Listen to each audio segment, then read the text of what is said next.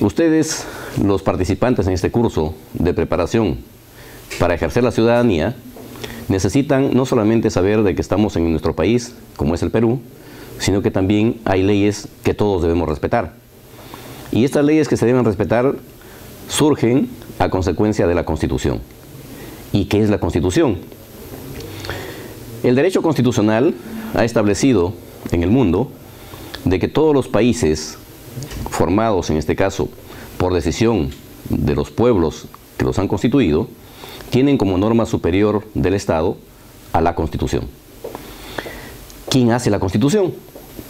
La Constitución en todos los estados se hace a través de lo que es el mandato del pueblo, expresado en una representación determinada que se llama Congreso Constituyente para hacer una Constitución. Y Congreso Constituyente se dice inclusive originario, porque el mandato es precisamente para dar la Constitución y establecer las reglas sobre las cuales sus ciudadanos van a poder desarrollar sus ejercicios, en este caso el ejercicio de sus derechos políticos. En nuestra Constitución vigente, que fue aprobada en el año 93, tenemos que, como todas las constituciones anteriores, tiene dos partes principales. Se habla de una parte dogmática y de una parte orgánica. En la parte dogmática tenemos el reconocimiento de todos los derechos fundamentales de todos nosotros, que empieza en el artículo 1 y, por supuesto, también en el artículo 2, en el que se nos reconoce todos los derechos fundamentales que tenemos los que vivimos en el Perú. No es solamente para los peruanos, sino también los que viven en el Perú tienen la protección y el beneficio de ser protegidos por el gobierno de estos derechos. El artículo 3 de la misma Constitución que estamos hablando se conoce también como cláusula abierta o número apertus. ¿Qué significa? Significa de que, por ejemplo, en nuestra Constitución actual no tenemos el derecho fundamental al agua, tampoco tenemos el derecho fundamental a la verdad y tampoco tenemos el derecho fundamental que tiene que ver con el acceso a Internet. Estos tres derechos fundamentales reconocidos en el mundo, en nuestra Constitución aún no han sido incluidos. Sin embargo, el Tribunal Constitucional, a través de diversas sentencias, ya los ha incorporado en nuestro ordenamiento legal y como tal también tenemos derecho a estos nuevos derechos fundamentales. Pero hay un detalle que debemos precisarles. Y nos estamos refiriendo a que estos derechos reconocidos en la Constitución, nuestro artículo 1, artículo 2 y artículo 3 que decíamos, que permite incorporar nuevos derechos, necesitan ser garantizados dentro del mismo Estado. ¿Y quién va a garantizarlos? El gobierno. El gobierno de turno tiene la obligación de garantizarnos el ejercicio de estos derechos. El constituyente, con sabiduría, ha dejado también establecido qué tipo de procedimientos debemos ejercer o debemos impulsar para que estos derechos se nos garanticen. Y eso está expresado en el artículo 200 de la Constitución. En el artículo 200 de la Constitución, además de reconocer que tenemos derecho a promover procesos de garantía constitucional para proteger precisamente esos derechos, también establece qué instancias son las que se van a encargar de hacer respetar esos derechos. Ahora bien, para que tenga un mejor desarrollo y una mejor aplicación el ejercicio de estos derechos, el Congreso, que en este caso es la República, a mérito de lo que establece el artículo 90 de la Constitución, que es decir, lo que dejó el constituyente para que esta institución sea la que produzca normas en nuestro país, aprobó el Código Procesal Constitucional como una herramienta utilitaria que permita el real ejercicio de nuestros derechos. Pues bien, eso es en lo que concierne a la parte dogmática de nuestra Constitución. Ahora, en la parte orgánica tenemos lo siguiente, que en la propia Constitución se establece la estructura del Estado. ¿Y esto qué significa? ¿Qué instituciones son las que van a administrar el gobierno para poder gobernar el país?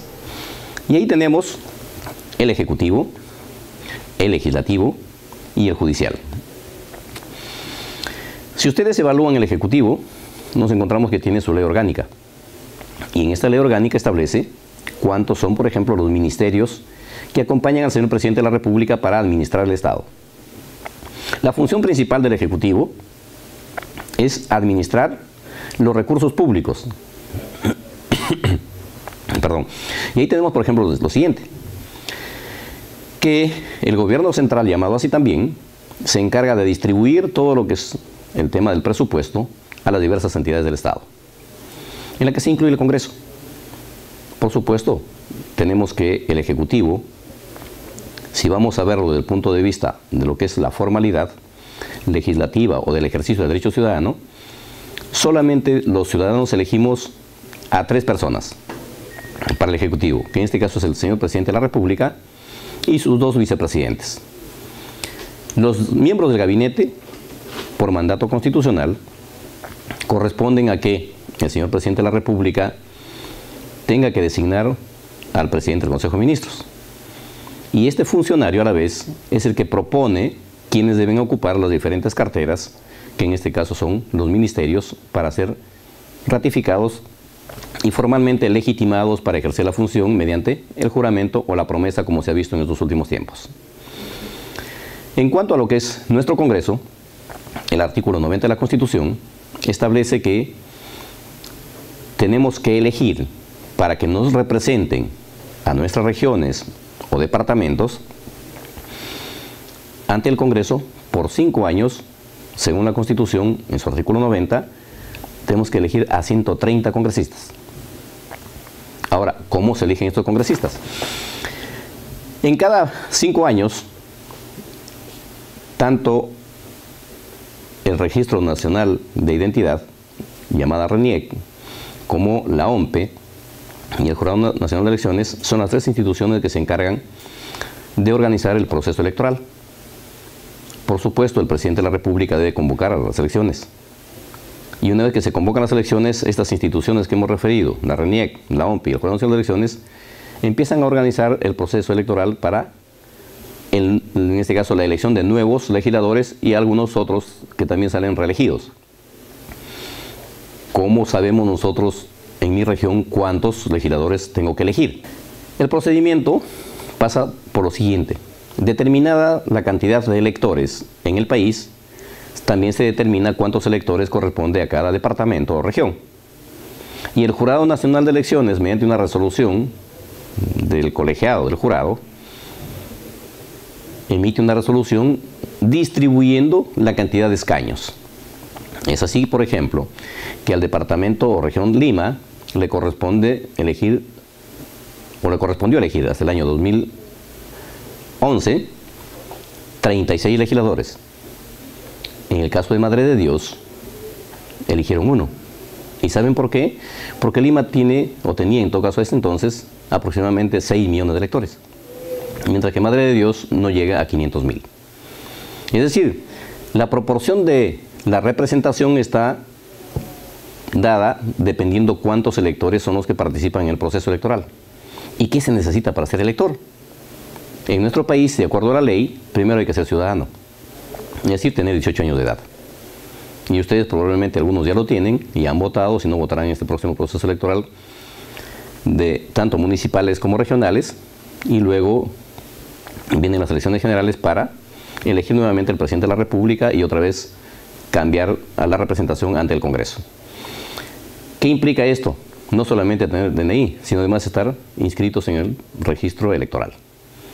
A partir de ahí nosotros, por ejemplo, tenemos ya derechos o habilitado nuestro derecho al ejercicio del derecho político. ¿Y en qué consiste esto? En que el artículo 31 de la Constitución nos reconoce a los ciudadanos el ejercicio del derecho político, empezando por que dice que tenemos derecho a elegir y ser elegidos. Y ustedes, los jóvenes, están en un escenario privilegiado. Privilegiado puesto de que se ha producido legislación en nuestro país en la que los jóvenes tienen un espacio para participar en política desde el gobierno local hasta el gobierno regional y debería ser, creo yo, también hasta el Parlamento. En el sentido de que en el Parlamento anterior se aprobó la ley del concejal joven, por ejemplo. Y en esa ley del concejal joven están convocados Los jóvenes no solamente en el contexto de la edad, sino también de género, porque también hay cuota para mujeres y para varones. Además de eso, fíjense que tenemos el desafío que probablemente aún está pendiente de hacer. Y nos referimos a que los jóvenes tienen que comprometerse con qué país quieren, o qué departamento, o qué provincia quieren tener. Y claro, lo adecuado es que todos apostemos a tener un espacio, en este caso, donde tengamos que vivir y tengamos calidad de vida. ¿Y eso de quién depende? No depende del gobierno central, no depende del Congreso, no depende del alcalde, depende de nosotros. ¿Qué pedimos y qué queremos para poder lograrlo en un determinado tiempo? Es así que para un mejor ejercicio del derecho ciudadano o del derecho político nuestro, el Congreso ha tenido que aprobar diversas normas. Entre otras, por ejemplo, la ley 26.300, que es de control y participación ciudadana. ¿Para qué nos habilita esta norma? Es decir, la Constitución en su artículo 31 dice que tenemos derecho a ejercer el derecho político. Entre otros, también nos reconoce la opción de, por ejemplo, pedir o promover un referéndum, promover la reforma de la Constitución, que dicho sea de paso, nuestra Constitución tiene, desde el año 93 a la fecha, ya el Congreso le ha hecho 25 reformas. ¿Y por qué la necesidad de reformas? Porque los tiempos cambian, las demandas sociales también crecen, y tanto es así que fíjense, la primera reforma que hace el Congreso lo hace sobre el capítulo de descentralización, para precisamente crear o dar origen a lo que hoy conocemos como gobiernos regionales. Es la primera reforma que se hace. Y aquí hay un procedimiento de carácter técnico legislativo. Y me refiero a que cuando queremos modificar la Constitución, su congresista de su región o de su departamento, si quisiera, por ejemplo, cambiar el texto de cualquier artículo de la Constitución, debe presentarlo en el Congreso mediante una iniciativa cuyo título debe ser Ley de Reforma Constitucional, del artículo el que quiera que se cambie el texto. Pero si fuera solamente, por ejemplo, una modificación a la Ley Orgánica de Gobiernos Regionales, la iniciativa legislativa del congresista o del grupo parlamentario tendría que ser más o menos como lo siguiente: ley que modifica la Ley Orgánica de Gobiernos Regionales o Gobiernos Locales. Es decir, las instituciones tutelares del Estado, llamado Ejecutivo, Legislativo y Judicial, tienen que estar, de hecho, entrelazadas para poder tener una eficiente administración del Estado. La gestión pública en nuestro país es un problema por resolver. Van a escuchar ustedes que dentro del marco de la Constitución se pretende, por ejemplo, entre otras, y siempre en campaña electoral van a escuchar ustedes que se habla de la reforma del Estado. El desafío que tienen ustedes los jóvenes es mayúsculo en relación a la nuestra. Y cuando digo mayúsculo me refiero a que ustedes tienen que ya pensar en que cuando tengan que administrar el Estado o el gobierno desde el municipio, la región o el gobierno central, donde deben ser protagonistas, estamos hablando ya de lo que es el gobierno electrónico. Y gobierno electrónico implica de que no habrán horarios de oficina, sino que los ciudadanos o la comunidad en sí puede acceder a diversos servicios desde sus domicilios a través de cualquier, en este caso, terminal de computadora, las 24 horas del día de todos los días del año. Y eso apunta a un escenario de lo que se denomina en estos tiempos gobierno eficiente y también eficaz. La Constitución del Estado es la norma superior del Perú en este caso. Y todas las normas legales que se producen en nuestro país se hacen como soporte y se tiene como única fuente la Constitución. Desde las que reconocen derechos hasta las que se van al carácter penal sancionando a quienes no cumplen con lo que establece la ley. Quisiera también hablarles a ustedes sobre lo que concierne a la función legislativa en sí, porque ustedes se están preparando para hacer un parlamento de jóvenes y tienen que tratar de simular, por ejemplo, cómo se aprueba un proceso o cómo se aprueba una norma legal.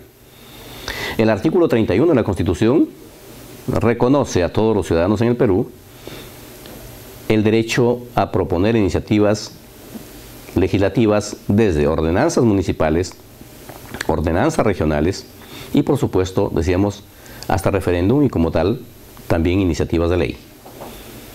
El asunto está en cómo se propone. ¿Quién debe hacerlo? En el ámbito municipal, si lo hacemos como ciudadanos, ¿qué requerimos? En la ley 26.300 se establecen los requisitos para poder hacer este trabajo. Y de hecho, es el ejercicio pleno del derecho político de todos.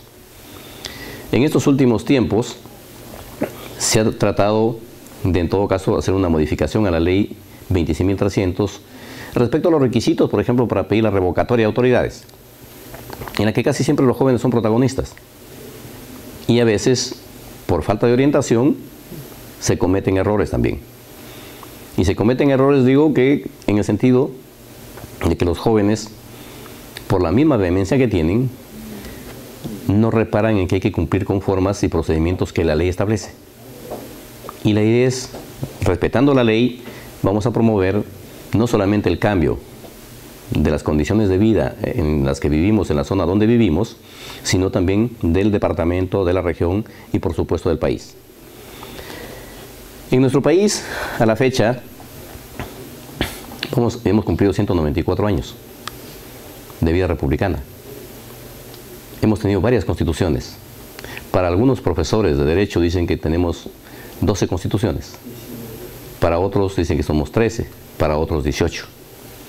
Lo concreto y real es que la Constitución con la que estamos hoy es la vigente y es la única que se aplica. Las demás son, en todo caso, forman parte de la historia del Perú, que quien tenga interés puede recurrir a ellas para ver quizá cuánto han cambiado de hace 20 o 50 años. Lo concreto y real es que la Constitución vigente es la que se aplica en todo el país para todos los que estamos dentro del Perú. Y ahí habría una pregunta que hacer. ¿Y qué pasa si me voy fuera del Perú? ¿Me sigue protegiendo la Constitución? La respuesta es, si bien es verdad que la Constitución tiene solamente alcance en el país, nuestro país ha suscrito convenios internacionales que están en la propia Constitución la autorización. Es decir, el constituyente dejó esta autorización en los artículos 55, 56 y 57, que se llaman tratados. Y entre esos está, por ejemplo, el Tratado sobre Derechos Humanos. Y eso significa de que si ustedes salen del Perú, siguen siendo protegidos por extensión de la Constitución por haber el Perú suscrito los tratados de derechos humanos. Pueden irse a Venezuela, pueden irse a la China, igual van a seguir protegidos por el derecho internacional en el contexto de lo que son los derechos humanos. Es decir, nosotros tenemos aquí un gran desafío. Y no solamente yo participo de la tesis, por ejemplo, de que no solamente los que estudiamos derecho debemos conocer de la Constitución. Soy de opinión de que todos, sin excepción, profesionales o no, debemos saber la Constitución y sobre todo nuestros derechos que se nos reconoce la Constitución para hacerlos respetar donde quiera que estemos. En la mayoría de los casos entiendo que los jóvenes, cuando por ejemplo están en algún evento y son intervenidos por la fuerza pública, llámese la policía, claro, se asustan y no saben qué van a hacer. Pero deben saber de que tienen la protección de la Constitución en tanto no hayan incurrido en flagrante delito, si no hayan cometido un delito que tenga que ser sancionado con cárcel inclusive. ¿Y eso qué significa? Las garantías constitucionales, como les había hecho saber antes, que están expresadas en el artículo 200 de la Constitución. Y hay un tema que también, si queremos cambiar la Constitución, ¿qué hacemos? ¿Se puede hacer con una ley el cambio de la Constitución? El derecho constitucional establece que se puede modificar la Constitución parcialmente.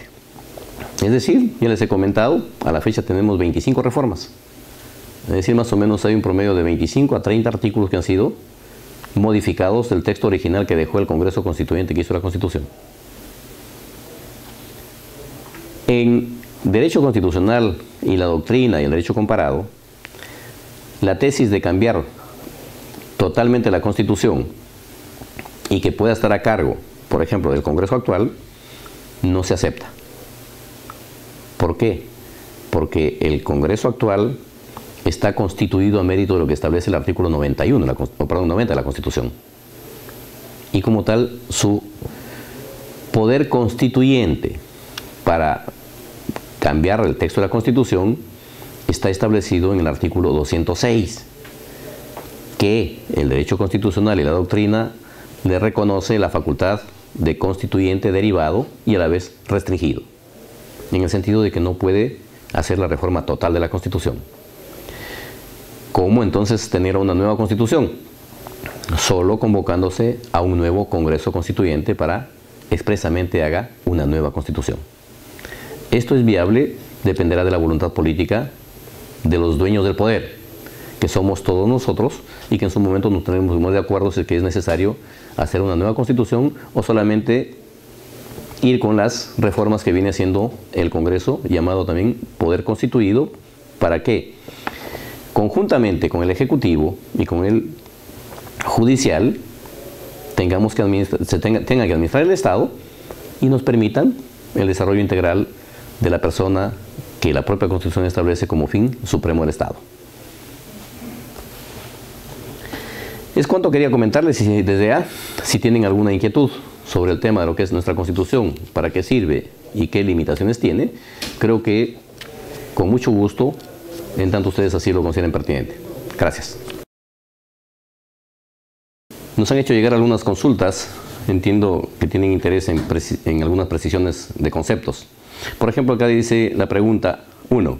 ¿Cuáles son los derechos de primera generación? En realidad, para nosotros, los académicos, se nos habla de que estaríamos en estos últimos tiempos en los derechos hasta de quinta generación.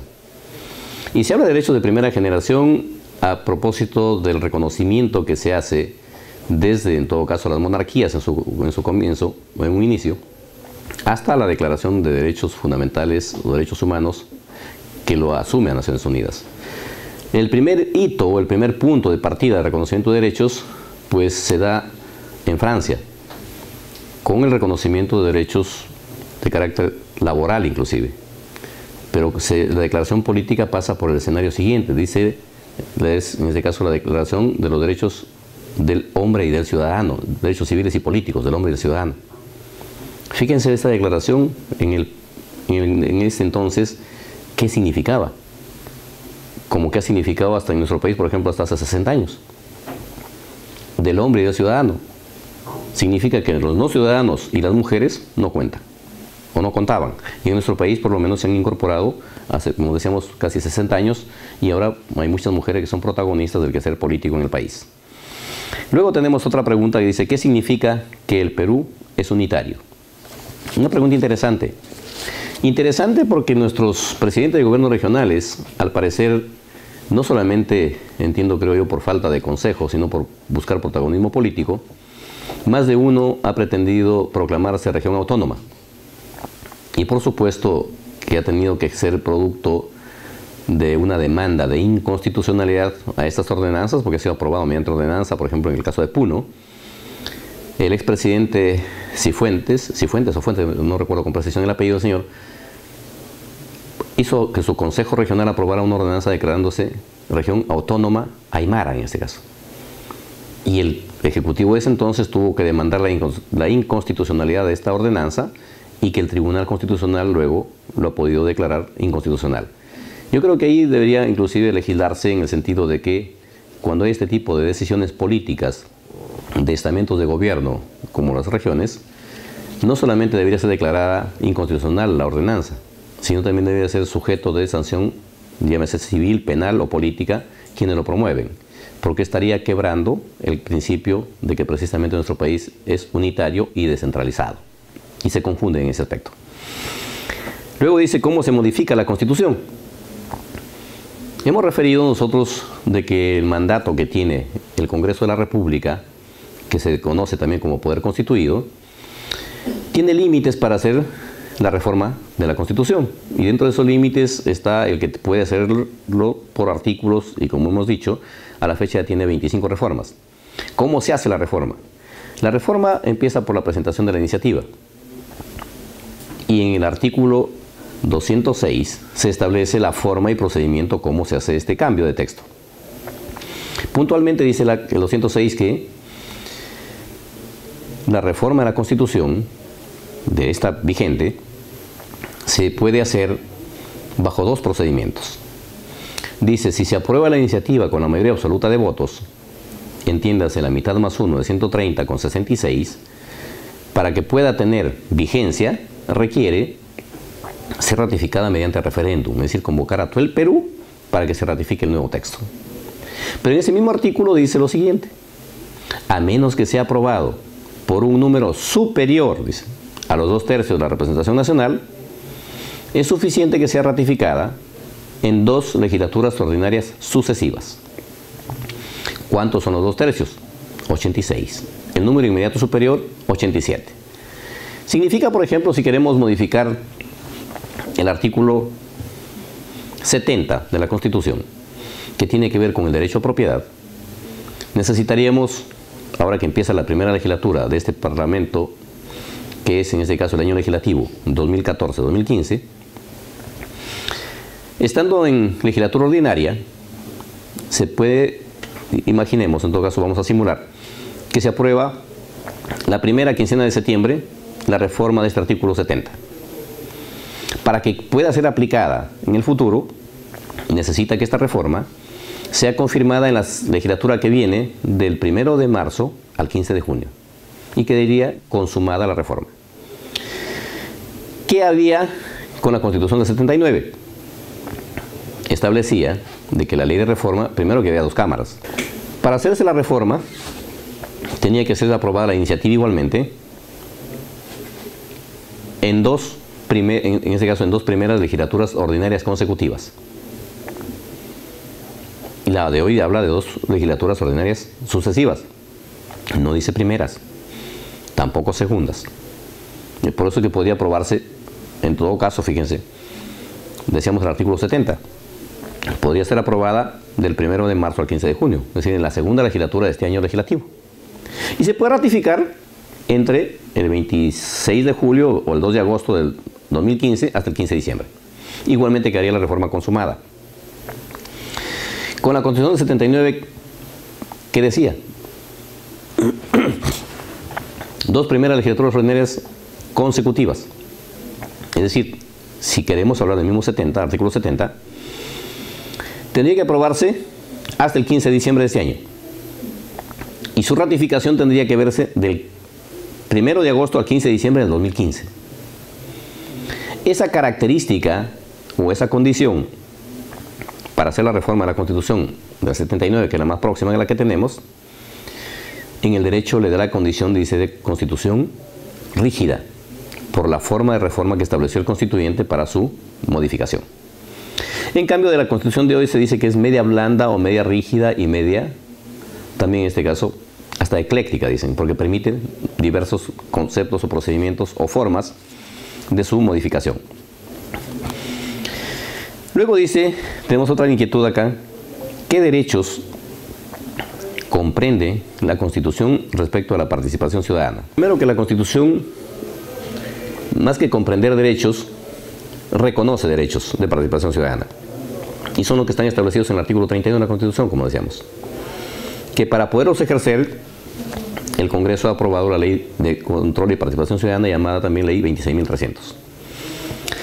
Y en estos derechos que la Constitución nos reconoce, podríamos, si se quiere, pues dando lectura al propio texto, en la que dice que, entre otras cosas, decíamos el derecho político, por ejemplo, de elegir y ser elegidos, de promover iniciativas de ley, de, en este caso, promover hasta referéndum, y por supuesto también dentro de las iniciativas de ley, hasta leyes de reforma constitucional. Nos dicen cuántas constituciones han regido hasta la fecha en el Perú. Para algunos tratadistas son 12, para otros dicen que son 18. Reiteramos nuestro criterio académico. Las constituciones anteriores son parte de nuestra historia y que de alguna forma la única que se aplica es la vigente. La cantidad creo que no cuenta, y por números a veces académicamente no podemos discutir. Para mí, por ejemplo, yo acepto la tesis que son 18. Pero la mayoría de académicos dice que son solamente 2. Finalmente el número creo que no es el que importa, sino que el texto que tenemos vigente es el que se aplica y el que tenemos que respetar todos.